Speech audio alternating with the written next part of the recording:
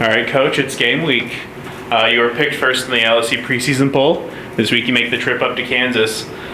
Just talk about what you've seen from your team these first few weeks of camp. Well, it's been a great camp, with our guys. We got a lot of returning veterans that have been great leaders for us all the way through. When you go back to the off season last year as well as into summer, what our guys were doing, and obviously through camp now. So seeing a lot of great leadership with our players, some great development. We're a big development program. We got a lot of high school kids in that we've been working with for quite a while in the sense of like how we do things.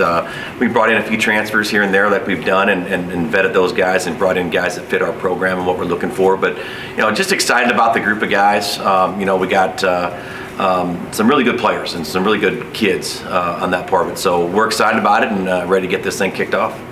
And specifically about this year's team, what gives you confidence that what do you like most about this year's team that makes you believe they can repeat last year's success and even exceed that? Yeah, well, I think it's the players again. I'll go back to it. It's you're bringing back obviously the Player of the Year, Lone Star Conference Offensive Player of the Year, and Braden Fuller.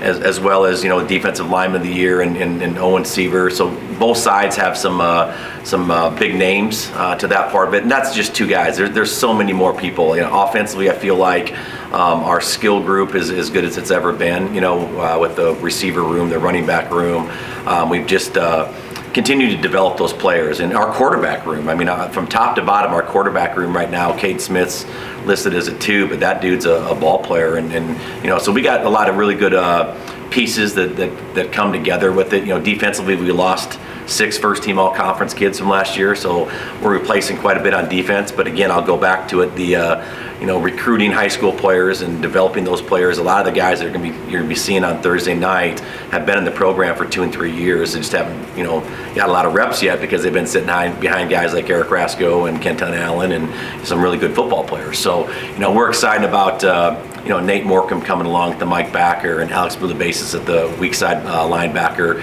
Just a lot of names out there that we're excited about, and they're going to get their opportunities. And this week you opened the season at Fort Hays State, same place you opened the season last year, so it's a rematch. But what can we expect this time around in this matchup, and what will be different to be in this time? Well, it's going to be a great matchup. There's no doubt. It's a 2 top 20 teams going at it in week 1 or week 0, whatever you want to call it on that part of it. But we're excited about it. They're a great football program. They are coached extremely well.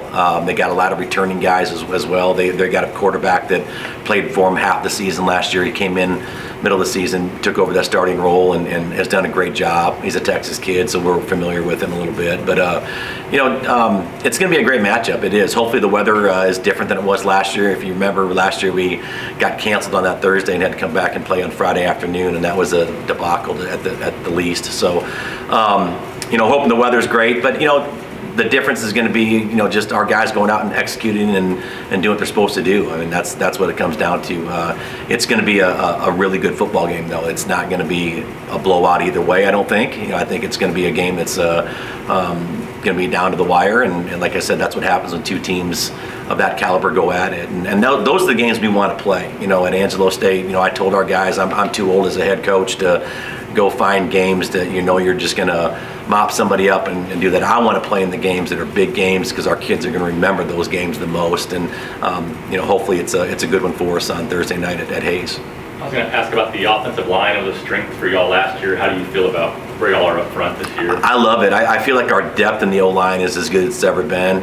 We can travel. I think right now we're trying to whittle it down to 10. We have 12 guys that we feel, we can travel right now and play. We got some a couple returning starters, but a lot of guys that have played a lot of football last year too that are going to be some starters in that group. So I think depth-wise, we're as good as we've ever been in that part of it.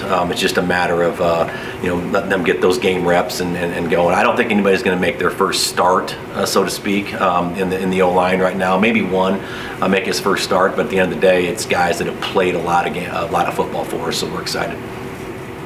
Coach, talk to me about, of course, I know you want to give credit to everybody, but if you had to pick one position group that you think maybe really improved the most on your team, what would you pick? Man, that's a great question. Probably the receiver room. I would say that. I think that we've had a lot of talent in that room, but guys that we're still learning and doing things. That room has been spectacular for us through camp, and you kind of saw it in spring last year that we thought it was going to be a good group. So I would say that receiver room would probably be the one that's stood out to me the most. But again, there's several of them, man. I'm telling you, our quarterback room is so special, even from the freshmen that we brought in this year all the way through. We just got a really strong group. But if you're asking me just to narrow it down to one, I'd say our receivers right now.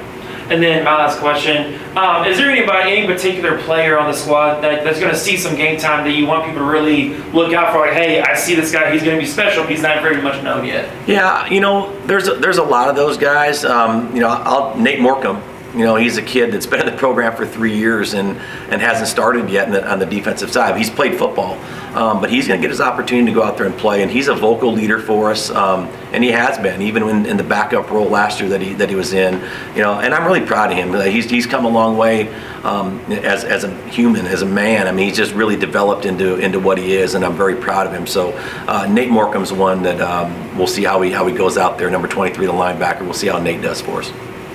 I was going to ask about running back. Are there any front runners at that position for you all right now? That's another stable that we have of athletes. Cameron Dishler and Jaden Jones are probably the two that have the most experience coming back. They both had a lot of carries last year for us, and they're both, one's a sophomore, one's a junior, but in 3 years he didn't redshirt. Jaden didn't redshirt. So that's a good group there. There'll be a couple other guys that'll kind of rotate through there as well.